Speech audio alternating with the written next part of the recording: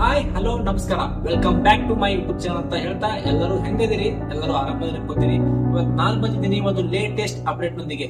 ಈ ವಿಚಾರ ಪ್ರತಿಯೊಬ್ಬ ಭಾರತೀಯನಿಗೂ ಗೊತ್ತಾಗಲೇಬೇಕಂತ ವಿಚಾರ.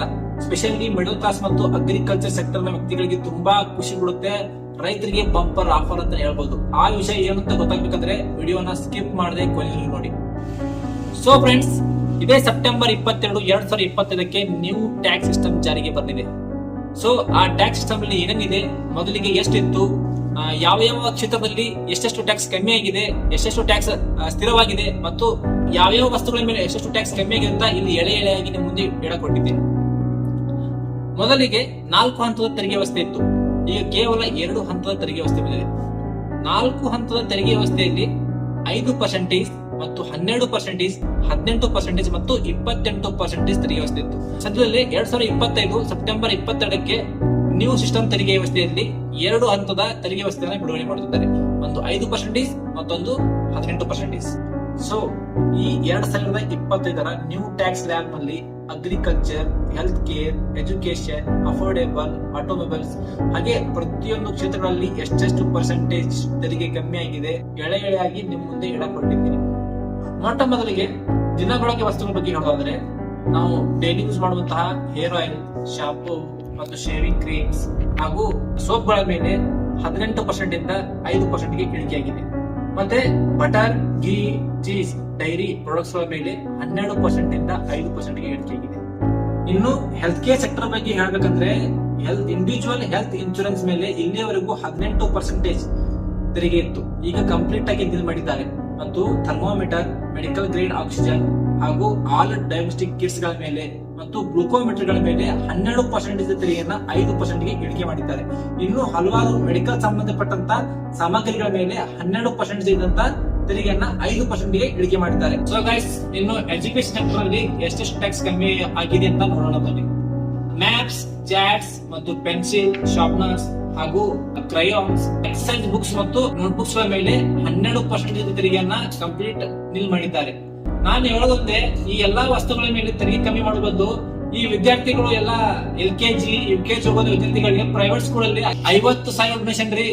ಇಷ್ಟು ಡೊನೇಷನ್ ತಗೊಂಡು ಏನ್ ಕಲಿಸ್ತಾರಂತ ಅವರಿಗೆ ಗೊತ್ತಿರೋದಿಲ್ಲ.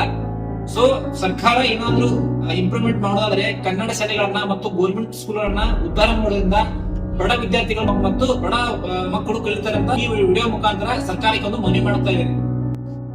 ಇನ್ನು ನಮ್ಮ ದೇಶದ ಬೆನ್ನೆಲುಬಾದಂತ ರೈತನ ಬಗ್ಗೆ ಹೇಳೋದಾದ್ರೆ, ರೈತನಿಗೆ ಯಾವ ಕ್ಷೇತ್ರದಲ್ಲಿ ಯಾವ ವಸ್ತುಗಳ ಮೇಲೆ ಎಷ್ಟೆಷ್ಟು ಪರ್ಸೆಂಟ್ ತೆರಿಗೆ ಕಮ್ಮಿ ಆಗಿದೆ ಅಂತ ನೋಡೋದಾದ್ರೆ, ಸದ್ಯದಲ್ಲಿ ರೈತನ ಮಿತ್ರರಾದಂತ ಟ್ರ್ಯಾಕ್ಟರ್ಸ್ ಪಾರ್ಟ್ಸ್ ಗಳನ್ನ ಲೈಕ್ ಟೈರ್ಸ್ ಮತ್ತು ಇತ್ಯಾದಿ ಉಪಕರಣಗಳ ಮೇಲೆ 12% ತೆರಿಗೆಯನ್ನ 5%ಗೆ ಇಳಿಕೆ ಮಾಡಿದ್ದಾರೆ.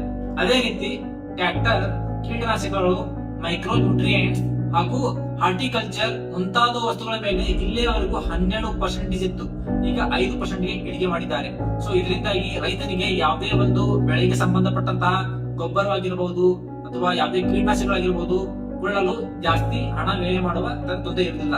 ಸರ್ಕಾರ ಈ ಟ್ಯಾಕ್ಸ್ ನ ಕಡಿಮೆ ಮಾಡಲು ಮೂಲ ಕಾರಣ ಏನಪ್ಪಾ ಅಂತಂದ್ರ, ಇದರಿಂದ ಖರೀದಿ ಜಾಸ್ತಿಯಾಗಿ ಬೇಡಿಕೆ ಜಾಸ್ತಿಯಾಗಿ ಆರ್ಥಿಕ ಉತ್ತೇಜನ ಆಗಲಿ ಅಂತ ಸರ್ಕಾರ ಈ ಟ್ಯಾಕ್ಸ್ ನ ಕಡಿಮೆ ಮಾಡಿದೆ. ಇನ್ನು ಆಟೋಮೊಬೈಲ್ ಸೆಕ್ಟರ್ ಬಗ್ಗೆ ಹೇಳೋದಾದ್ರೆ, ಯಾವ್ಯಾವ ವಸ್ತುಗಳ ಮೇಲೆ ಎಷ್ಟೆಷ್ಟು ತೆರಿಗೆ ಕಡಿಮೆ ಆಗಿದೆ ಮತ್ತು ಯಾವ ಕಾರ್ಗಳ ಮೇಲೆ ಎಷ್ಟು ತೆರಿಗೆ ಜಾಸ್ತಿ ಆಗಿದೆ ಅಂತ ಹೇಳೋದಾದ್ರೆ, ಮೊದಲಿಗೆ petrol, hybrid petrol, LPG, CNG ಕಾರ್ಗಳ ಮೇಲೆ ಇಲ್ಲಿಯವರೆಗೂ 28% ತೆರಿಗೆ ಇತ್ತು. ಈಗ 18%ಗೆ ಇಳಿಕೆ ಮಾಡಲಾಗಿದೆ. ಇನ್ನು ಡೀಸೆಲ್, ಹೈಬ್ರಿಡ್ ಡೀಸೆಲ್ ಕಾರ್ಗಳು ಮತ್ತು 3 ವೀಲರ್ ವೆಹಿಕಲ್ಸ್ ಗಳು, 2 ವೀಲರ್ ವೆಹಿಕಲ್ಸ್ ಗಳ ಮೇಲೆ 28% ಇದ್ದಂತಹ ತೆರಿಗೆಯನ್ನ 18%ಗೆ ಇಳಿಕೆ ಮಾಡಲಾಗಿದೆ. ಇದು ಕೇವಲ 350 cc ಕಡಿಮೆ ಇರುವ ವಾಹನಗಳ ಮೇಲೆ, ಜಾಸ್ತಿ ಕೆಪಾಸಿಟಿ ಇರುವಂತಹ ವಾಹನಗಳು ಇದ್ದರೆ ಅದರ ಮೇಲೆ 40% ತೆರಿಗೆಯನ್ನ ಮಾಡಲಾಗಿದೆ. ಮತ್ತೆ 1200 cc 4000 mm ಗಿಂತ ಜಾಸ್ತಿ ಇರುವ ಇಂಜಿನ್ ಹೊಂದಿರುವ ಕಾರುಗಳ ಮೇಲೆ 28% ಇದ್ದಂತಹ ತೆರಿಗೆಯನ್ನ 40%ಗೆ ಏರಿಕೆ ಮಾಡಲಾಗಿದೆ. ಮತ್ತು ಯಾವುದು ತುಂಬಾ ರಿಚ್ ಹಾಗೂ ಲಕ್ಸುರಿಯಸ್ ಕಾರು ಇರ್ತಾವ ಅದರ ಮೇಲೆ 40% ತೆರಿಗೆಯನ್ನ ಮೇಂಟೈನ್ ಮಾಡಲಾಗಿದೆ. ಸೊ ಫ್ರೆಂಡ್ಸ್, ಇನ್ನು ಕೊನೆಯದಾಗಿ ಎಲೆಕ್ಟ್ರಾನಿಕ್ ಅಪ್ಲಯನ್ಸಸ್ ಗಳ ಬಗ್ಗೆ ಹೇಳೋದಾದರೆ, ಅವುಗಳಲ್ಲಿ AC, ಪ್ರೊಜೆಕ್ಟರ್ಸ್, ಟಿವಿ ಮತ್ತು ಮಾನಿಟರ್ಸ್ ಹಾಗೂ ಡಿಶ್ ವಾಷರ್ಸ್ ಗಳ ಮೇಲೆ ಇಲ್ಲಿಯವರೆಗೂ 28% ತೆರಿಗೆಯನ್ನ 18%ಗೆ ಇಳಿಕೆ ಮಾಡಲಾಗಿದೆ. ಸೊ ಫ್ರೆಂಡ್ಸ್, ಇನ್ನೂ ಹಲವಾರು ವಸ್ತುಗಳ ಮೇಲೆ 12% ಆಗಿರ್ಬೋದು, 28% ಆಗಿರ್ಬೋದು, ತುಂಬಾ ವಸ್ತುಗಳ ಮೇಲೆ ಕಮ್ಮಿ ತೆರಿಗೆ ಇಳಿಸಲಾಗಿದೆ.